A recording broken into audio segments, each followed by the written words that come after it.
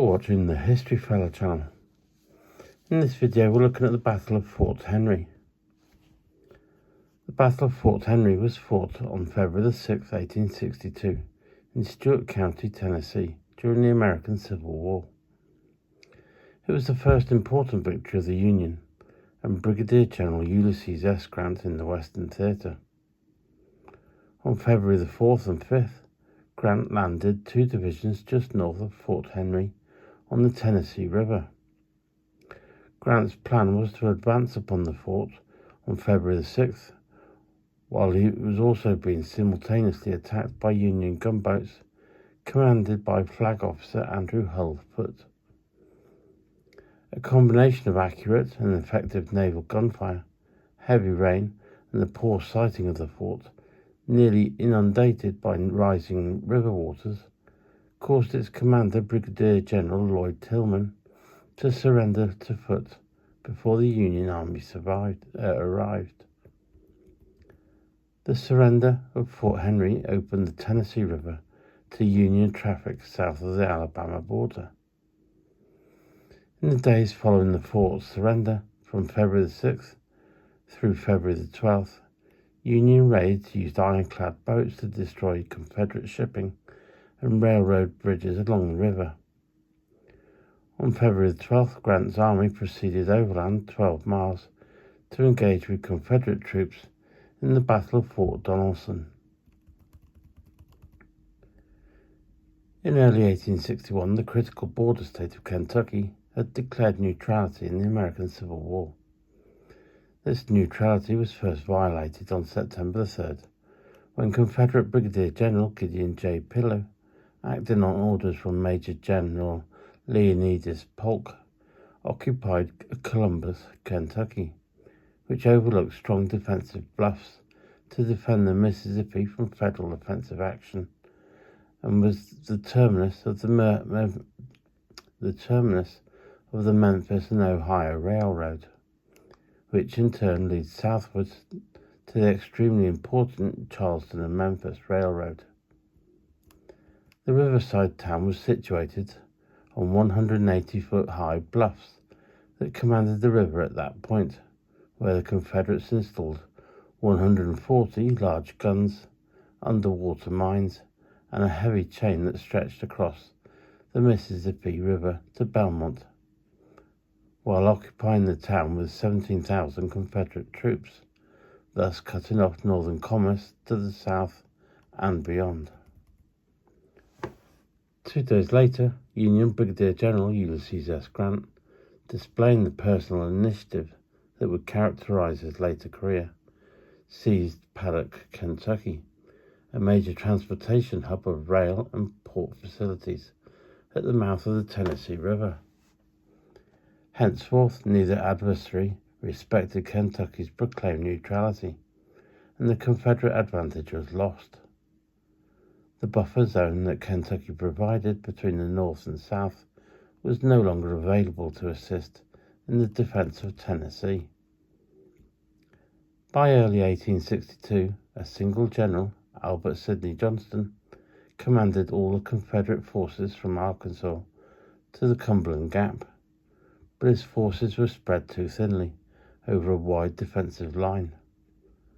Johnston's left flank was Polk in Columbus with 12,000 men. His right flank was Brigadier General Simon Bolivar Buckner in Bowling Green, Kentucky with 4,000 men. The center consisted of 2 forts, Forts Henry and Donelson, under the command of Brigadier General Lloyd Tillman, also with 4,000 men.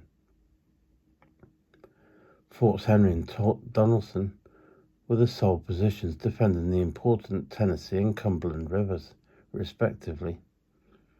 If these rivers were open to Union military traffic, 2 direct invasion paths would lead into western and eastern Tennessee, and the vital Memphis and South Carolina Railroad, and more. The Union military command in the West suffered from a lack of unified command, and were organized into 3 separate departments: the Department of Kansas under Major General David Hunter, the Department of Missouri under Major General Henry W. Halleck, and the Department of the Ohio under Brigadier General Don Carlos Buell. By January 1862, the disunity was apparent because they could not agree on a strategy for operations in the Western Theater. Buell, under political pressure to invade and hold pro-Union Eastern Tennessee, moved slowly in the direction of Nashville. In Halleck's department, Grant moved up the Tennessee River to divert attention from Buell's intended advance, which did not occur. Halleck and the other generals in the West were coming under political pressure from President Abraham Lincoln to participate in a general offensive by Washington's birthday. Despite this tradition of caution, Halleck eventually reacted positively to Grant's proposal to move against Fort Henry. Halleck hoped that this would improve his standing in relation to his rival Buell. Halleck and Grant were also concerned about rumors that Confederate General P.G.T. Beauregard would soon arrive with 15 Confederate regiments. On January 30th, 1862, Halleck authorized Grant to take Fort Henry. Grant wasted no time leaving Cairo, Illinois, at the confluence of the Mississippi and Ohio rivers on February 2nd. His invasion force, which arrived on the Tennessee River on February 4th and 5th, consisted of 15,000 to 17,000 men in two divisions commanded by Brigadier Generals John A. McClelland and Charles F. Smith, supported by the Western Gunboat Flotilla, which was commanded by the United States Flag Officer Andrew Hull Foote. The flotilla included 4 ironclad boats: the USS Cincinnati, the USS Carondale, US St. Louis, and the US Essex.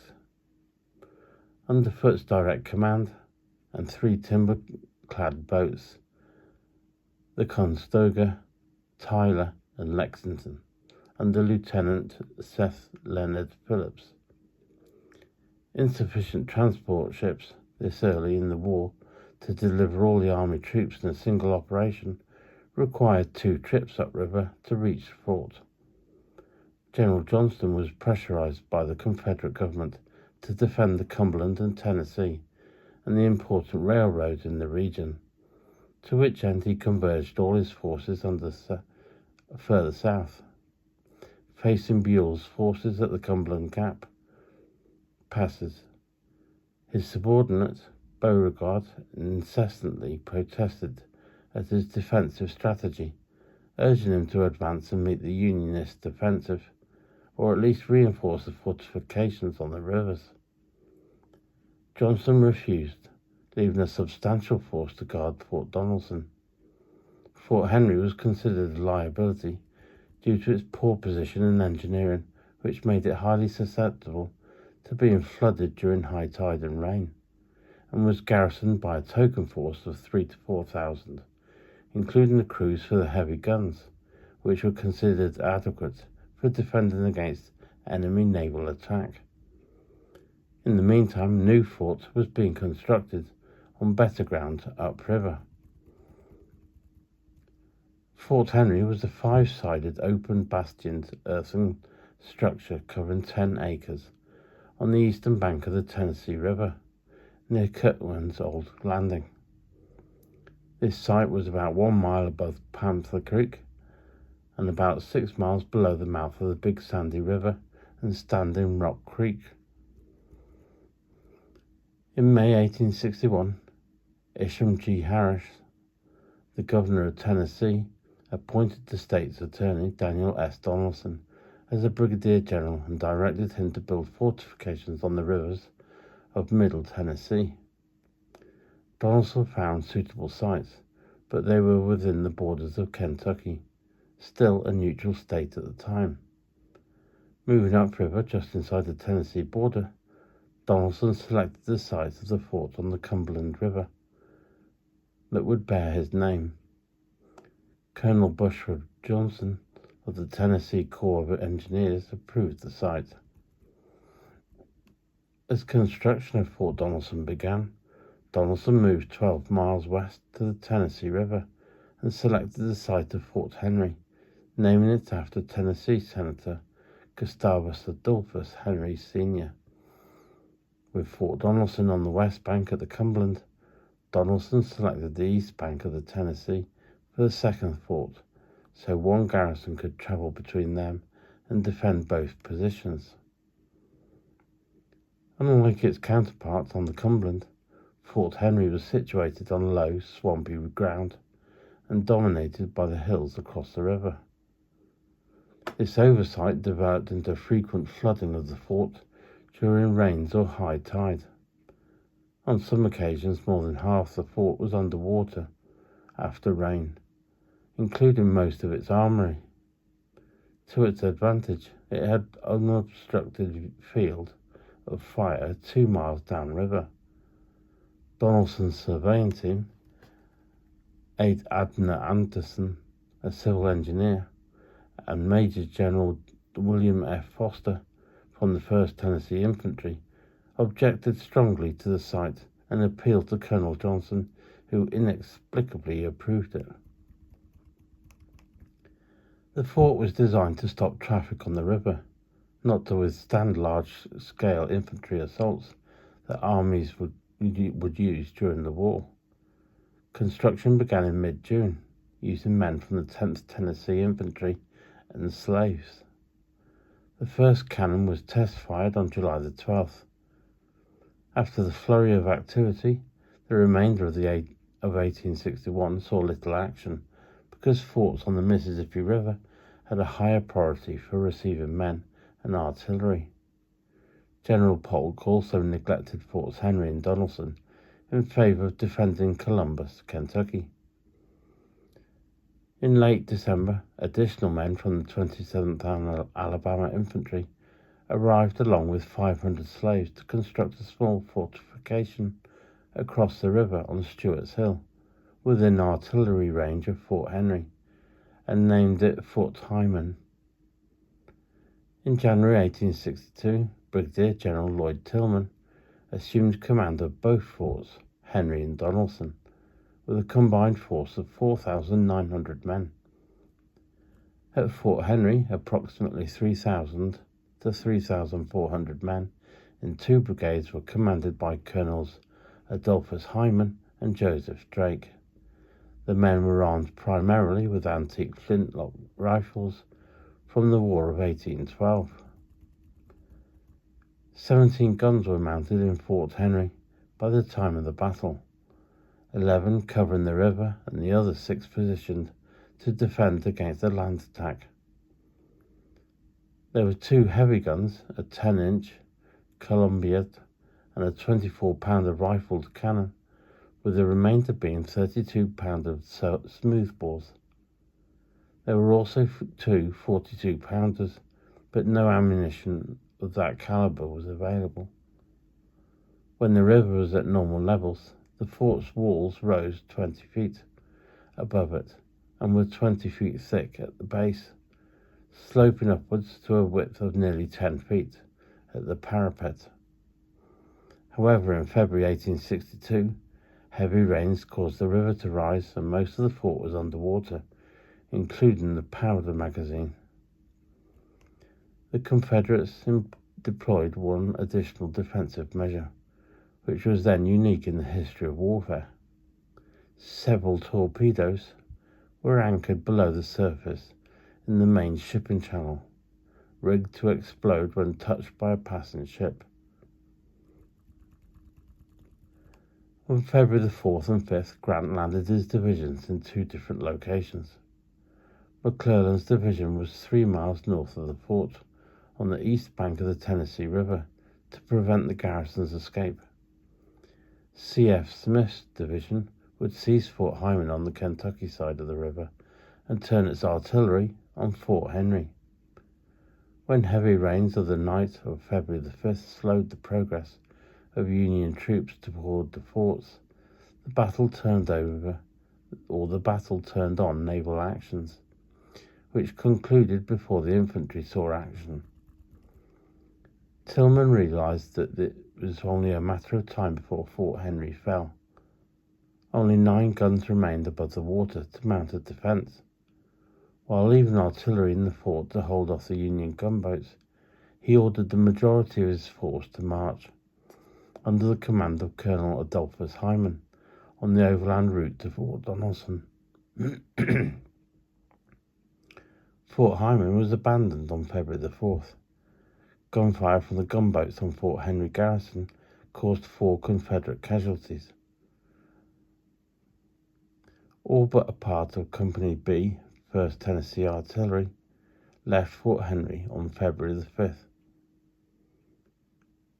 Union cavalry pursued the retreating Confederates, but poor road conditions prevented any serious confrontation, and they took few captives.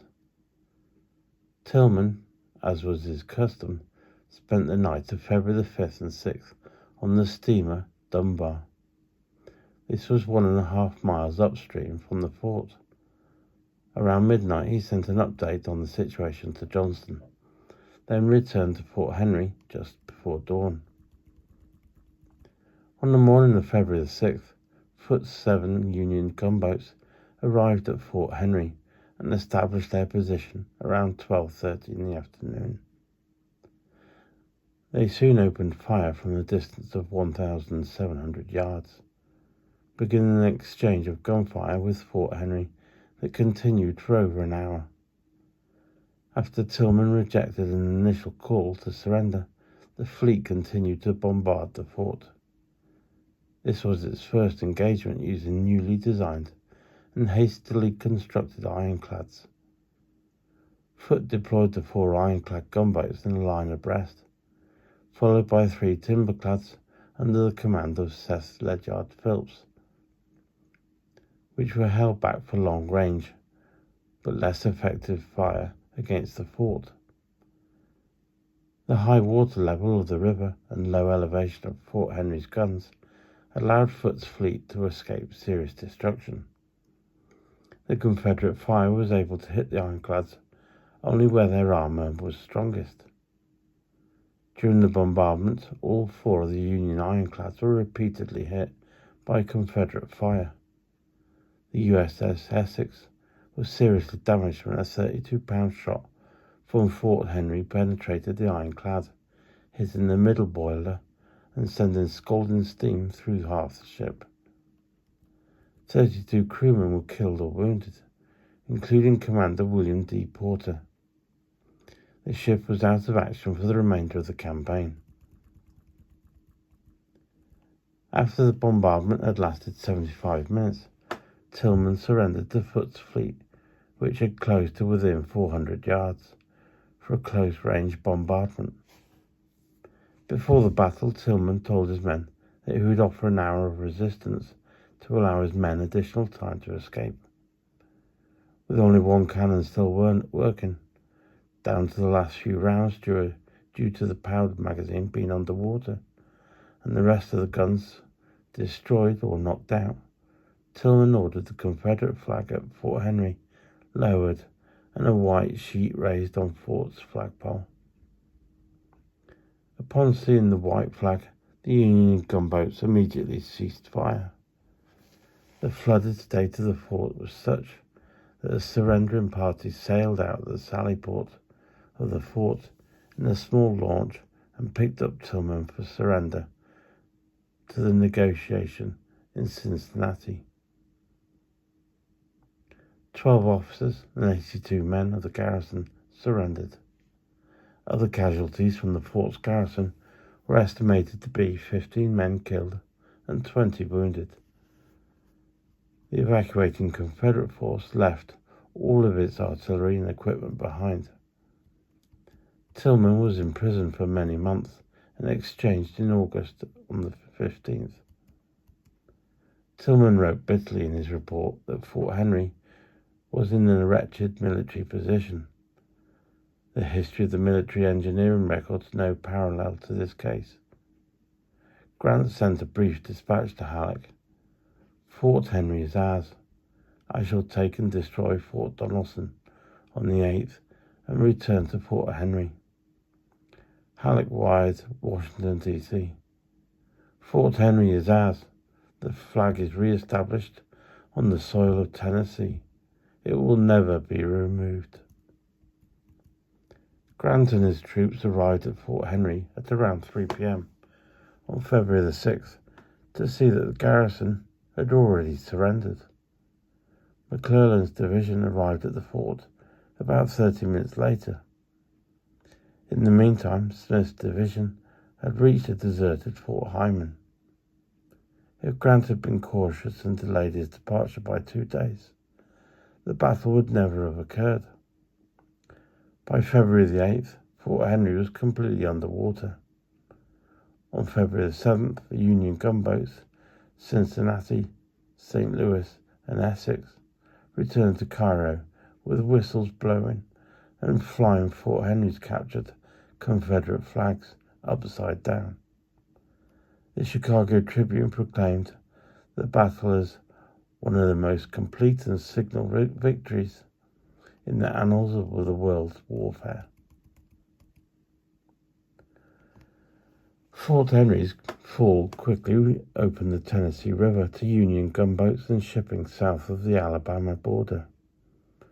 Immediately after the surrender, Foote sent Lieutenants Phelps and the 3 timberclads, Tyler, Conestoga, and Lexington, on a mission upriver to destroy installations and supplies of military value.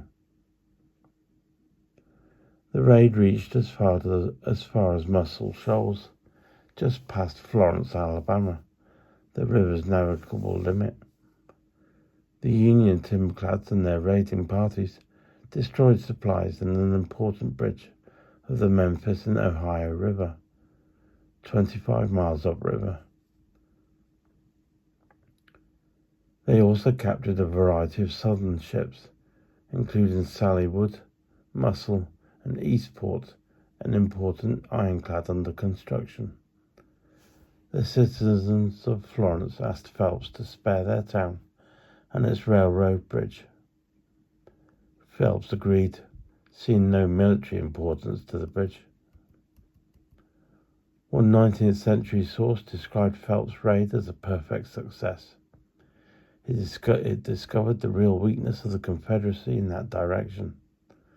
The feasibility of marching an army into the heart of the Confederacy, and better than all, it developed the most gratifying evidences of genuine Union feeling in Tennessee, Mississippi, and Alabama. According to the same account, Phelps recruited several pro-Union Southerners to assist him during the raid.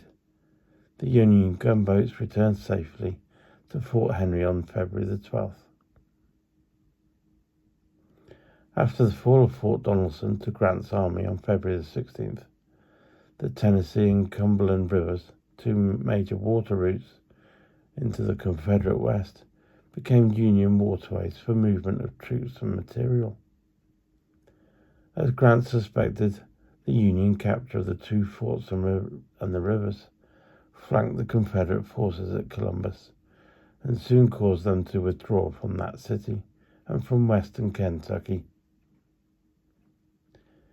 If you found the information in this video helpful or informative, please feel free to like the video and subscribe to the channel.